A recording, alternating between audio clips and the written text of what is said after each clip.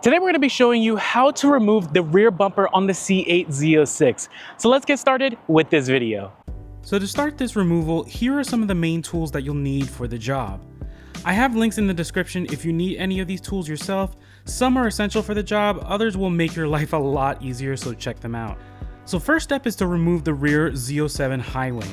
This is only if you have a Highwing installed on your Z06. If you have the lower duckbill spoiler, you can just bypass this step.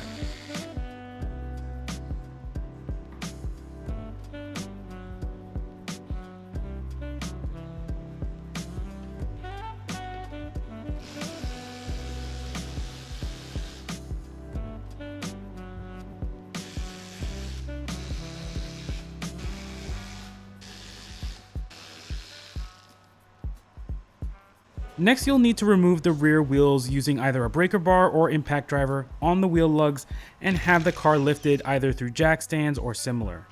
Keep in mind, if you're using a breaker bar, you need to have the car on the ground to loosen up the lug nuts before getting the car lifted. I use my Quick Jacks, which is a portable lift system that can be hung on the wall when not in use, which I like to do so that my garage just stays reasonably neat and organized.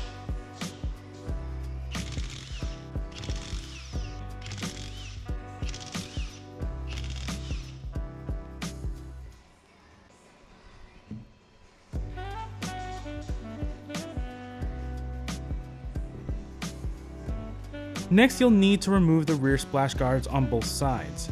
This will require two T15 screws being removed on the face of the splash guard and then one 7mm bolt underneath to remove.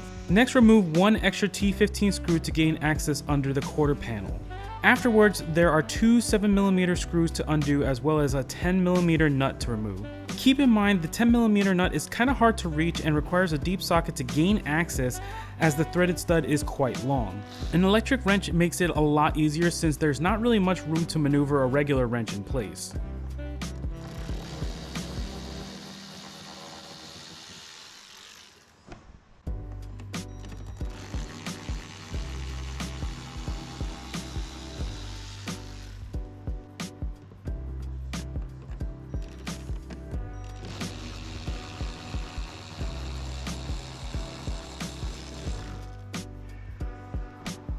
Remove the two T15 screws on the underside of the diffuser. Keep in mind there will be two screws on each side of the bottom diffuser to remove.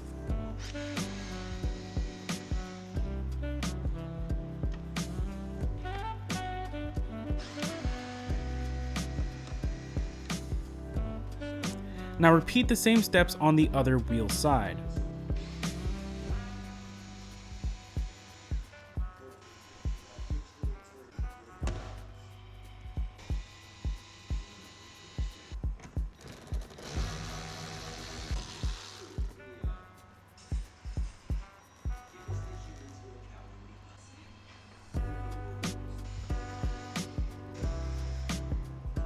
After which, you'll then remove all the T15 screws along the top of the bumper. Keep in mind there are T15 screws located on the outer edges that need to be removed as well.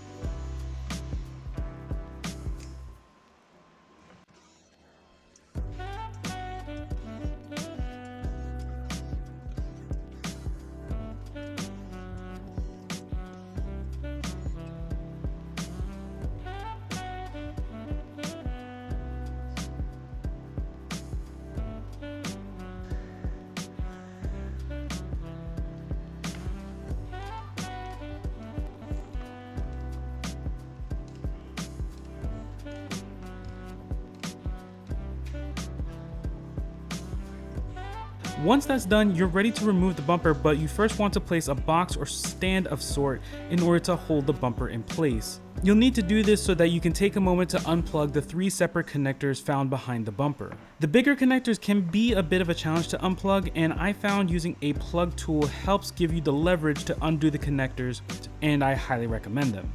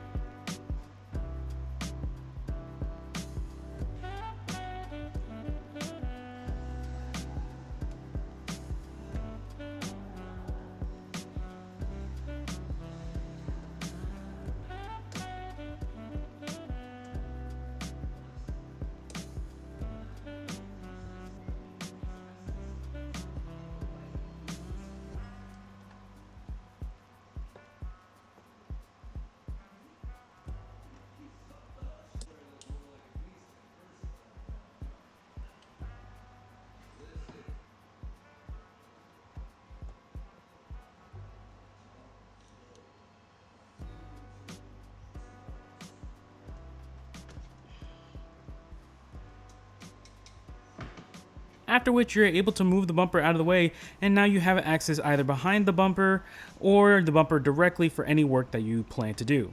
I hope this video helps. If you like this video, please check out any of my other videos, and we'll see you next time. Take care, guys.